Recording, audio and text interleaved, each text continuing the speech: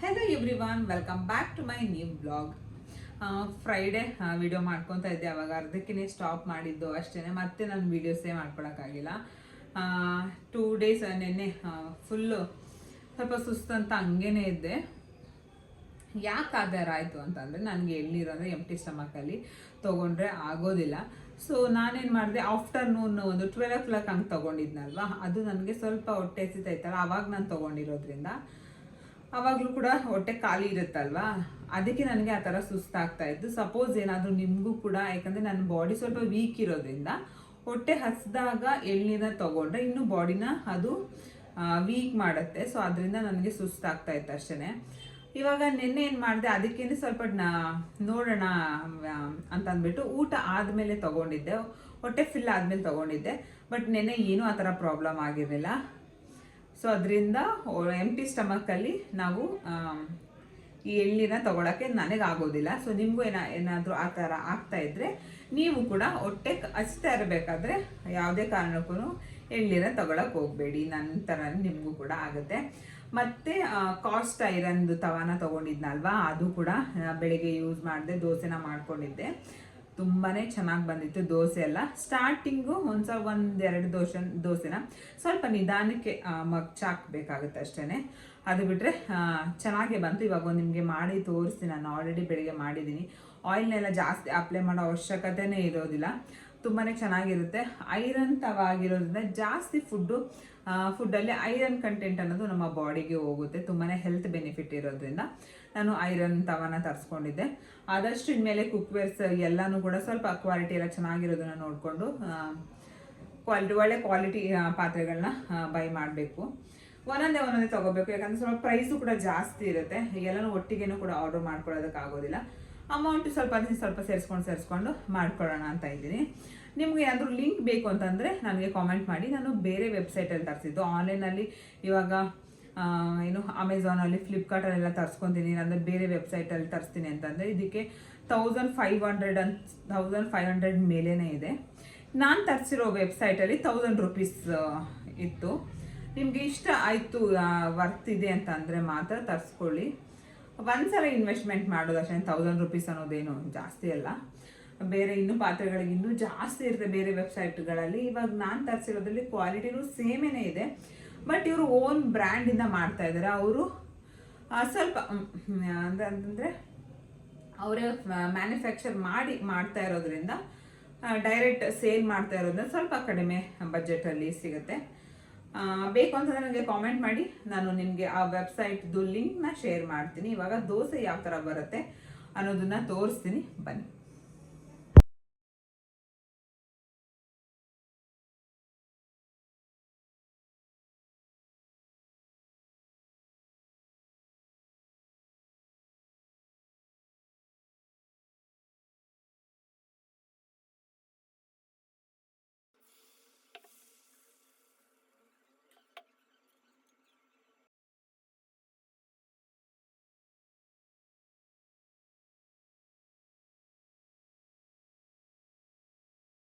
ದೋಸೆ ಯಾವ ಥರ ಬಂತು ಅಂತ ನೋಡಿದ್ರಲ್ವಾ.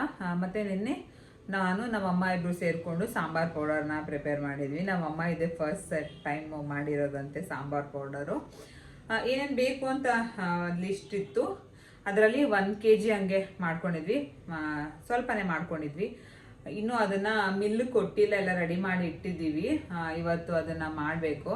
ಅದರಲ್ಲಿ ಸಾಂಬಾರು ಯಾವ ಥರ ಬರುತ್ತೆ ಅನ್ನೋದನ್ನು ನಾನು ವಿಡಿಯೋ ಮಾಡಿ ಹಾಕ್ತೀನಿ. ಮತ್ತು ಅದ್ರದ್ದು ಯಾವ್ಯಾವ ಥರ ಎಷ್ಟೆಷ್ಟು ಕ್ವಾಂಟಿಟಿಯಲ್ಲಿ ತೊಗೊಂಡಿದ್ವಿ ಅನ್ನೋದನ್ನು ಕೂಡ ಈ ಒಂದು ವ್ಲಾಗಲ್ಲೇ ಅದನ್ನು ಕೂಡ ಅಟ್ಯಾಚ್ ಮಾಡ್ತೀನಿ. ಏನಾದರೂ ಫುಲ್ ಡೀಟೇಲ್ ಆಗಿ ಏನಾದರೂ ಬೇಕು ಅಂತ ಅಂದರೆ ಅದ್ರದ್ದು ನಾನು ಆಲ್ರೆಡಿ ಅದರಲ್ಲಿ ಹೇಳಿದ್ದೀನಿ. ಮತ್ತೇನಾದರೂ ಡೌಟ್ ಇದ್ದರೆ ಕಾಮೆಂಟ್ ಮಾಡಿ. ಮತ್ತು ಇವತ್ತಿನ ವ್ಲಾಗ್ ಯಾವ ಥರ ಹೋಗುತ್ತೆ ನೋಡೋಣ, ಬನ್ನಿ.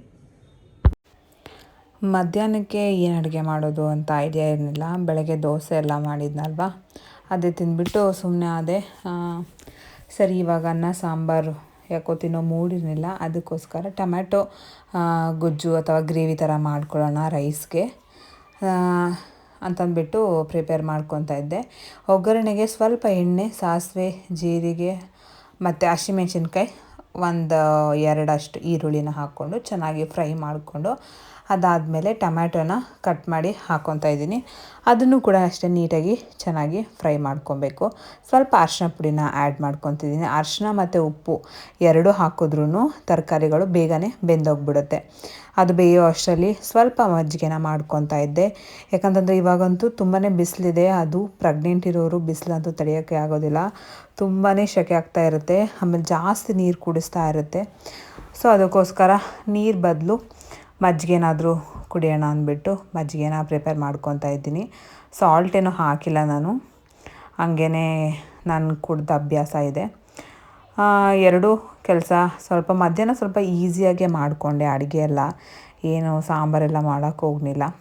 ಈ ಥರ ನಾನು ಮಾಡ್ತಾಯಿದ್ದೀನಲ್ಲ, ಈ ಥರ ಟೊಮ್ಯಾಟೊ ಗ್ರೇವಿ ಅಥವಾ ಗೊಜ್ಜು ಥರ ಮಾಡಿಕೊಂಡ್ರೆ ಚೆನ್ನಾಗಿರುತ್ತೆ. ಚಪಾತಿಗೂ ಚೆನ್ನಾಗಿರುತ್ತೆ, ದೋಸೆಗೂ ಚೆನ್ನಾಗಿರುತ್ತೆ, ಮತ್ತು ಪೂರಿಗೂ ಚೆನ್ನಾಗಿರುತ್ತೆ, ರೈಸ್ಗೂ ಚೆನ್ನಾಗಿರುತ್ತೆ. ಆಲ್ ಇನ್ ಒನ್ ಅಂತಲೇ ಹೇಳ್ಬೋದು.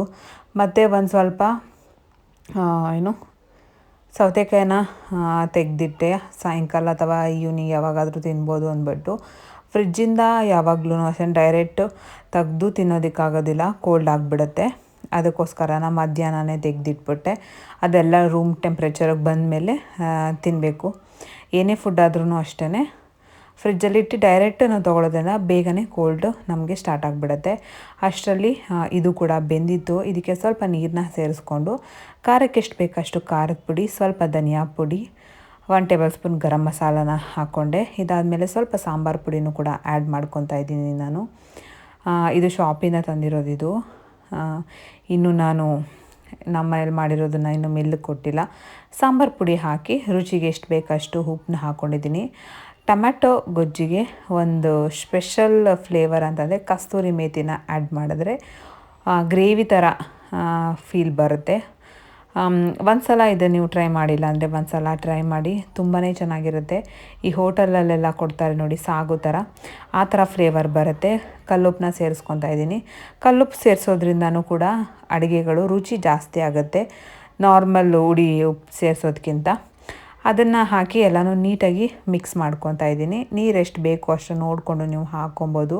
ಅದಾದಮೇಲೆ ಬೆಳಿಗ್ಗೆ ಚಟ್ನಿನ ಮಾಡಿದ್ದೆ ಅಲ್ವಾ, ಆ ಚಟ್ನಿನೂ ಇತ್ತು. ಸೊ ಅದಕ್ಕೋಸ್ಕರನೇ ನಾನು ಟೊಮ್ಯಾಟೊ ಗೊಜ್ಜನ್ನ ಮಾಡಿದ್ದು. ಆ ಚಟ್ನಿನೂ ಕೂಡ ಸೇರಿಸ್ಕೊಂಡೆ ಇದಕ್ಕೆ. ನಿಜವಾಗ್ಲೂ ಇದನ್ನು ನಾನು ಚಟ್ನಿ ಮಾಡಿದ್ದು ಕಡಲೆ ನಾರ್ಮಲ್ಲು ಹುರ್ಗಡ್ಲೆ ಚಟ್ನಿನ ಮಾಡಿದ್ದೆ. ಒಂಚೂರು ಕಾಯಿನ ಹಾಕಿದ್ದೆ ಅಷ್ಟೇ.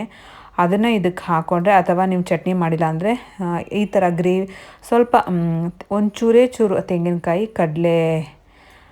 ಏನಂತಾರೆ ಕಡಲೆ ಪಪ್ಪು ಒಂದು ಹಿಂದೆ ಅಭ್ಯಾಸನೇ ಆಗಿಬಿಟ್ಟೈತೆ.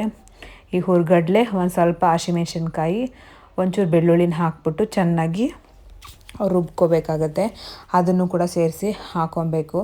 ತುಂಬ ಅಂದರೆ ತುಂಬಾ ಚೆನ್ನಾಗಿರುತ್ತೆ, ಸಖತ್ತಾಗಿರುತ್ತೆ. ಮತ್ತು ಅನ್ನಕ್ಕೂ ತುಂಬಾ ಚೆನ್ನಾಗಿರುತ್ತೆ.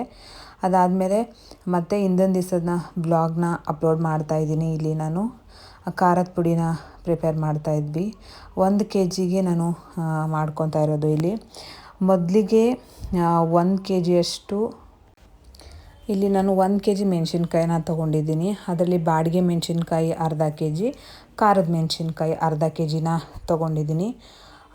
1 kg ಮೆಣಸಿನ್ಕಾಯಿ ಎರಡನ್ನೂ ಸೇರಿಸಿದ್ರೆ 1 kg ಧನಿಯಾನ ನಾವು ಆ್ಯಡ್ ಮಾಡಬೇಕಾಗತ್ತೆ. ಅದಾದಮೇಲೆ ಜೀರಿಗೆನ ಒಂದು ಅರ್ಧ kgನ ಆ್ಯಡ್ ಮಾಡಬೇಕು. ಮತ್ತು ಸಾಸಿವೆನ ಒಂದು ಅರ್ಧ kgಗೆ ಮಾಡಿದ್ರೆ ನಾವು 3 ಟೇಬಲ್ ಸ್ಪೂನ್ನಷ್ಟು ತೊಗೊಬೇಕು. ಇಲ್ಲಿ ನಾನು 1 kgಗೆ ಮಾಡೋದ್ರಿಂದ 6 ಟೇಬಲ್ ಸ್ಪೂನ್ ಆಗುವಷ್ಟು ಸಾಸಿವೆನ ತೊಗೊಂಡಿದ್ದೀನಿ. ಒಂದು 6 ಟೇಬಲ್ ಸ್ಪೂನ್ ಆಗುವಷ್ಟು ಮೆಂತ್ಯನ ತೊಗೊಂಡಿದ್ದೀನಿ. ಮತ್ತು ಒಂದು ಮುಷ್ಟಿಯಷ್ಟು ಅಥವಾ ಒಂದು ಹ್ಯಾಂಡ್ ಫುಲ್ ಆಗುವಷ್ಟು ಕರಿಬೇವನ್ನ ನೀವು ಸೇರಿಸ್ಕೋಬೇಕಾಗತ್ತೆ. ಇಲ್ಲಿ ನಾನು ಕರಿಬೇವನ್ನ ಸೇರಿಸಿಲ್ಲ. ಮತ್ತು ಇಲ್ಲಿ ಕಾಳುಗಳನ್ನ ನಾನು ತೊಗೊಂಡಿದ್ದೀನಿ. ಒಂದು 5 ಥರ ಕಾಳುಗಳನ್ನ ನಾನು ಇಲ್ಲಿ ಸೇರಿಸ್ಕೊಂಡಿದ್ದೀನಿ. ಮೊದಲಿಗೆ ಕಡಲೆಬೇಳೆನ ತೊಗೊಂಡಿದ್ದೀನಿ. ಅದನ್ನು ಕೂಡ 6 ಟೇಬಲ್ ಸ್ಪೂನ್ ಆಗುವಷ್ಟು ತಗೊಂಡಿದ್ದೀನಿ. ಮತ್ತು ತೊಗರಿ 6 ಟೇಬಲ್ ಸ್ಪೂನು, ಉದ್ದಿನಬೇಳೆ 6 ಟೇಬಲ್ ಸ್ಪೂನು, ಮತ್ತು ಹುರ್ಗಡ್ಲೆನ 6 ಟೇಬಲ್ ಸ್ಪೂನು, ಮತ್ತು ಹೆಸರು ಬೇಳೆನೂ ಕೂಡ 6 ಟೇಬಲ್ ಸ್ಪೂನ್ ಆಗುವಷ್ಟು ತೊಗೊಂಡಿದ್ದೀನಿ. ಮತ್ತು ಫ್ಲೇವರ್ಗೋಸ್ಕರ ಇಲ್ಲಿ ನಾನು ಸ್ವಲ್ಪ ಘಮ ಚೆನ್ನಾಗಿ ಬರಲಿ ಅಂತ ಅಂದ್ಬಿಟ್ಟು ಚಕ್ಕೆ, ಲವಂಗ ಮತ್ತು ಕಾಳು ಮೆಣಸನ್ನ ತೊಗೊಂಡಿದ್ದೀನಿ. ಇದೆಲ್ಲನೂ ಕೂಡ 1 ಟೇಬಲ್ ಸ್ಪೂನ್ ಆಗುವಷ್ಟು ತೊಗೊಂಡಿದ್ದೀನಿ. ಮತ್ತು ಅರಿಶಿನದ ಕೊಂಬನ್ನ ನಾನು ಇಲ್ಲಿ 100 ಗ್ರಾಮ್ ಆಗುವಷ್ಟು ತೊಗೊಂಡಿದ್ದೀನಿ. ಇದು ಎಲ್ಲನೂ ಕೂಡ ಮೀಡಿಯಮ್ ಫ್ಲೇಮಲ್ಲಿ ನಾವು ಹುರ್ಕೋಬೇಕಾಗತ್ತೆ. ಜಾಸ್ತಿ ಎಲ್ಲ ಅದನ್ನು ಸೀಸ್ಬಿಡ್ಬಾರ್ದು. ಮೀಡಿಯಮ್ ಫ್ಲೇಮಲ್ಲಿ ಇಟ್ಕೊಂಡು ಎಲ್ಲ ಕಾಳುಗಳಾದ್ರೂ ಅಷ್ಟೇ, ಮೆಣಸಿನ್ಕಾಯಿ ಆದರೂ ಅಷ್ಟೇ, ಮೆಣಸಿ ತಳ್ಳು ಇದನ್ನೆಲ್ಲ ಏನು ಮಾಡಬೇಕು, ಬಿಸಿ ಆಗಬೇಕು. ಅದು ಬಿಸಿಯಾಗಿ ಘಮ ಬರೋವರೆಗೆ ನಾವು ಎಲ್ಲನೂ ಕೂಡ ರೋಸ್ಟ್ ಮಾಡ್ಕೊಬೇಕಾಗತ್ತೆ. ಎಲ್ಲನೂ ಕೂಡ ಸ್ವಲ್ಪ ಅದು ಬಿಸಿ ಕೂಲೆಲ್ಲ ಹೋಗೋ ತನಕ ಎಲ್ಲನೂ ಕೂಡ ಆರೋಕ್ಕೆ ಹಾಕಬೇಕಾಗತ್ತೆ. ಅದಾದಮೇಲೆ ನೀವು ಮೆಲ್ಲಿಗೆ ಏನು ಕೊಡಬೇಕು ಅದನ್ನು ಕೊಡ್ಬೋದು. ಅವತ್ತೇ ಮಾಡಿಸಿ ಅವತ್ತೂ ಕೊಡ್ಬೋದು. ಮಳೆಗಾಲ ಬಂದರೆ ಅವತ್ತು ಮಾಡಿಸಿ ಅವತ್ತು ಕೊಡ್ಬೋದು. ಬಟ್ ಇವಾಗ ಬಿಸಿಲಿರೋದ್ರಿಂದ ನಾವು ನೆಕ್ಸ್ಟ್ ಡೇ ಮಾಡಿಕೊಂಡ್ರೂ ಕೂಡ ಏನೂ ಪ್ರಾಬ್ಲಮ್ ಇಲ್ಲ. ಸಪೋಸ್ ಅವತ್ತು ಮಾಡ್ಸೋಕ್ಕಾಗಿಲ್ಲ ಅಂದರೆ ನೆಕ್ಸ್ಟ್ ಡೇ ಏನು ಮಾಡಬೇಕಂದ್ರೆ ಸ್ವಲ್ಪ ಬಿಸಿಲಿಗೆ ಹಾಕಿ ಆಮೇಲೆ ನಾವು ಮಾಡ್ಕೊಬೋದು. ಏನೂ ಪ್ರಾಬ್ಲಮ್ ಆಗೋದಿಲ್ಲ. ಸಮ್ಟೈಮ್ಸು ಓಪನ್ ಆಗಿಲ್ಲ ಅಂತಂದರೆ ನಾವು ಏನೂ ಮಾಡೋದಕ್ಕಾಗೋದಿಲ್ಲ. ಎಲ್ಲ ಕೂಡ ಕೂಲ್ ಡೌನ್ ಆಗೋ ತನಕ ಚೆನ್ನಾಗಿ ಇಡಬೇಕು ಅದನ್ನು. ಅದಾದಮೇಲೆ ಯಾವುದಾದ್ರೂ ಒಂದು ಸ್ಟೀಲ್ ಪಾತ್ರೆಗೆ ಹೋಗ್ಬಿಟ್ಟು ಹಾಕಿಸ್ಕೊಂಬರ್ಬೋದು. ಜೀರಿಗೆನೂ ಅಷ್ಟೇ, ನಾವು ಎಷ್ಟು ಚೆನ್ನಾಗಿ ಮೀಡಿಯಮ್ ಫ್ಲೇಮಲ್ಲಿ ಫ್ರೈ ಮಾಡ್ತೀವಿ ಅಷ್ಟು ಚೆನ್ನಾಗಿ ಸಾಂಬಾರು ಪುಡಿ ಆಗುತ್ತೆ. ನಾವು ಸ್ವಲ್ಪನೇ ಮಾಡ್ಕೊಳ್ಳೋದು, ಯಾಕಂದರೆ ಜಾಸ್ತಿ ಎಲ್ಲ ಮಾಡಿ ಇಟ್ಕೊಳ್ಳೋಕೆ ಹೋಗೋದಿಲ್ಲ. ಆವಾಗವಾಗ ಬೇಕು ಅಂತಂದರೆ ಮಾಡ್ಕೊಬೋದು. ನಾನಿಲ್ಲಿ ಒಂದು kg ಮಾಡಿಸಿರೋದ್ರಿಂದ ನನಗೊಂದು 7-8 ತಿಂಗಳಂತೂ ಮಿಸ್ ಇಲ್ಲ, ಅಷ್ಟು ಬರುತ್ತೆ ನನಗೆ.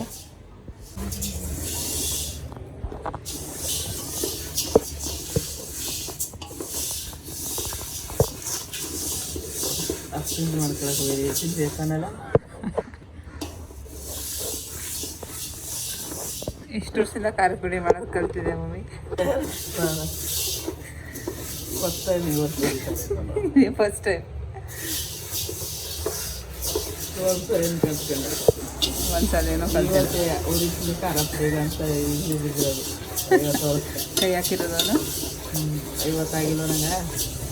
50 ವರ್ಷಕ್ಕೆ ಇದೆ ಮೊದಲನೇ ಸತಿ ಖಾರ ಪುಡಿ ಮಾಡ್ತಾ ಇರೋದು. ನಿನಗ ಡೌಟ್ ಯಾಕೆ ಡೌಟ್ ಹೊಡಿದಲ್ಲಪ್ಪ ನೋಡಿ ಗೈಸ್, ಇವು ಅಮ್ಮನಿಗೆ 50 ವರ್ಷ ಆಗಿದ್ದಾರೆ. ಕಾಮೆಂಟ್ ಮಾಡಿ. 65 ವರ್ಷನೆಲ್ಲ ಹೌದಾ? ಗಂಡು ಮಕ್ಕಳೇ ಜಾಸ್ತಿ ಬದುಕೋದು ಅಂತೀಯಾ? ಜಾಸ್ತಿ ಮಕ್ಕಳೇ ಬರ್ತಾರೆ, ಆದರೆ ಅವರೇ ಉದುರೋಲ್ಲ. ಯಾರು ನೋಡಿದ್ರು ಯಾರು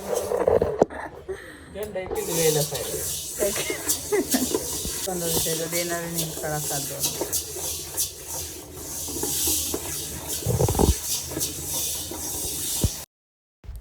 ಹಾಗೆ ನಾನು ನಮ್ಮಮ್ಮನೂ ಸ್ವಲ್ಪ ಮಾತಾಡಿಕೊಂಡು ಅದು ಇದು ಇದ್ವಿ. ಆಮೇಲೆ ಸ್ವಲ್ಪ ಲಾಸ್ಟಲ್ಲಿ ಮೆಣಸಿನ್ಕಾಯಿ ಎಲ್ಲ ಉರಿಬೇಕಾಗಿತ್ತಲ್ವ, ಅದಕ್ಕೆ ನಾನು ಆಮೇಲೆ ಆಚೆ ಹೋಗ್ಬಿಟ್ಟೆ. ಆಮೇಲೆ ಫುಲ್ ಘಾಟ್ ಇರುತ್ತೆ. ಆಮೇಲೆ ಪ್ರೆಗ್ನೆಂಟ್ ಇರೋರು ಇದೆಲ್ಲ ಮಾಡಬಾರ್ದು ಅಂತ ಅಂತಾರೆ. ಸೊ ಅದಕ್ಕೆ ನಮ್ಮ ಅಮ್ಮನೇ ಮಾಡೋದು, ಇಲ್ಲಾಂದರೆ ನಾನೇ ಮಾಡ್ಕೊತಿದ್ದೆ. ಆಮೇಲೆ ನಮ್ಮ ಮನೆ ಪಕ್ಕದಲ್ಲೇ ಇದ್ದು ಹೋದ್ವಿ ಮಿಲ್ ಮಾಡ್ಸೋಣ ಅಂತ ಅಂದ್ಬಿಟ್ಟು. ಅಲ್ಲಿ ನೋಡಿದ್ರೆ ಅಲ್ಲಿ ಮಾಡಲ್ಲ ಅಂತ ಅಂದ್ಬಿಟ್ಟು ಸುಮ್ಮನೆ ಆದರು.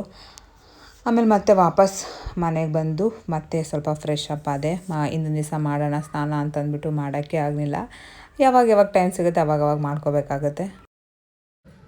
ಒಂದು ಸ್ನ್ಯಾಕ್ಸ್ನ ಪ್ರಿಪೇರ್ ಮಾಡಿದ್ದೀನಿ.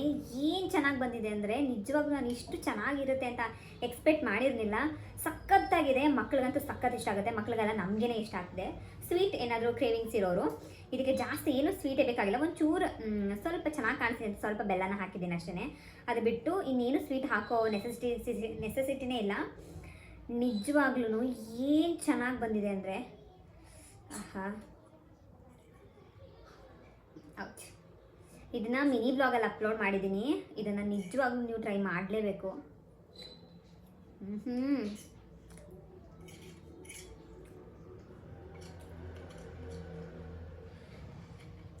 ಬ್ರೆಡ್ ಮತ್ತು ಬನಾನಾ ಇದ್ದರೆ ಸಾಕು, ಆರಾಮ್ಸೆ ಇದನ್ನು ಮಾಡ್ಕೊಬೋದು. ನಿಜವಾಗ್ಲೂ ಸಗದಾಗಿ ಬಂದಿದೆ.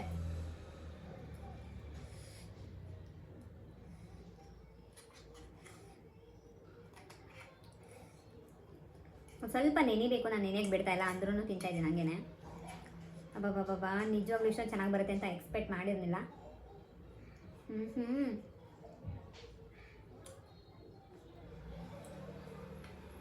ಮಿನಿ ಬ್ಲಾಗಲ್ಲಿ ಅಪ್ಲೋಡ್ ಮಾಡಿದ್ದೀನಿ. ನಿಜ ಹೋಗಿ ಟ್ರೈ ಮಾಡಿ, ಹೇಗೆ ಬಂದು ನನಗೆ ಕಾಮೆಂಟ್ ಮಾಡಿ. ಜಸ್ಟ್ ಮಕ್ಕಳು ದಿಢೀರ್ ಅಂತ ಬಂದ ತಕ್ಷಣ ಏನಾದರೂ ಸ್ನ್ಯಾಕ್ಸ್ ಕೇಳ್ತಾ ಇರ್ತಾರೆ, ಅಂಥವ್ರಿಗೆ ಪಟ್ ಅಂತ ಮಾಡ್ಕೊಡ್ಬೋದು. ಆರಾಮ್ಸೆ ಇದನ್ನು ಕಣ್ಣು ಮುಚ್ಕೊಂಡು ತಿನ್ಬೋದು. ತುಂಬಾ ಚೆನ್ನಾಗಿದೆ. ಹೇಳ್ತಾನೆ ಇದ್ದೀನಿ, ನಿಜ ಮಾತಾಡೋಕ್ಕಾಗ್ತಾಯಿಲ್ಲ. ನೀನು ತಿಂದ್ಬಿಟ್ಟು ಆಮೇಲೆ ಸಿಗ್ತೀನಿ. ಮತ್ತು ಸಾಯಂಕಾಲ ಊಟ ತುಂಬ ಸಿಂಪಲ್ಲಾಗಿ ಅಂತಂದರೆ, ಸಾಯಂಕಾಲ ಅಂತಂದರೆ ನಾನು ಒಂದು 5:36 ಆ ಟೈಮಲ್ಲಿ ಸ್ವಲ್ಪ ಏನಾದರೂ ತೊಗೊತೀನಿ, ಮತ್ತು ನೈಟ್ ಏನಾದರೂ ಒಂದು ಸ್ವಲ್ಪ ತೊಗೋತೀನಿ. ಆ ಥರ ಒಂದೇ ಸಲ ತಿಂದ್ಬಿಟ್ಟು ಮಲ್ಕೊಳ್ಳೋದಕ್ಕಾಗೋದಿಲ್ಲ. ಒಂದೇ ಸಲ ತಿಂದ್ರೂ ಅದು ಸ್ವಲ್ಪ ಹೊಟ್ಟೆ ಹಸಿತಾ ಇರುತ್ತೆ.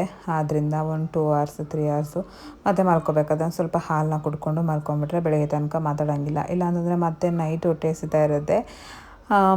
ಮತ್ತು ಸ್ವಲ್ಪ ಸೌತೆಕಾಯಿ ಇಟ್ಟಿದ್ದಲ್ವ ಮಧ್ಯಾಹ್ನ, ಅದನ್ನು ಕಟ್ ಮಾಡಿಕೊಂಡು 1-2 ಪೂರಿನ ಮಾಡ್ಕೊಳ್ಳೋಣ, ಆಮೇಲೆ ಬೇಕಂದರೆ ಏನಾದರೂ ರೈಸ್ ಆ ಥರ ತಿನ್ನೋಣ ಅಂತಂದ್ಬಿಟ್ಟು ನಾನು 6 ಪೂರಿನ ಮಾಡ್ಕೊಂಡಿದ್ದೆ ಅಷ್ಟೇ, ಸಾಕು ಅಂದ್ಬಿಟ್ಟು. ನಾನೊಂದು 3 ತಿಂದೆ, ನಮ್ಮ ಮನೆಯವ್ರಿಗೊಂದು 3 ಇರಲಿ. ಮತ್ತು ಒಂದು ಸ್ವಲ್ಪ ಏನಾದರೂ ರೈಸ್ ಏನಾದರೂ ಮಾಡಿಕೊಂಡ್ರೆ ಅದೊಂಚೂರು ತಿನ್ನೋಣ ಅಂತಂದ್ಬಿಟ್ಟು ಮಾಡಿಕೊಂಡೆ. ಯಾಕಂದರೆ ಜಾಸ್ತಿ ಎಲ್ಲ ಮಾಡಿಟ್ರೆ ಸುಮ್ಮನೆ ಯಾರು ತಿಂತಾರೆ ಅಂತ ಅಂದ್ಬಿಟ್ಟು. ಪೂರಿ ನೋಡ್ತಾ ಇರ್ಬೋದು ಎಷ್ಟು ಚೆನ್ನಾಗಿ ಉಬ್ಬಿ ಬರ್ತಾಯಿದೆ ಅಂತ.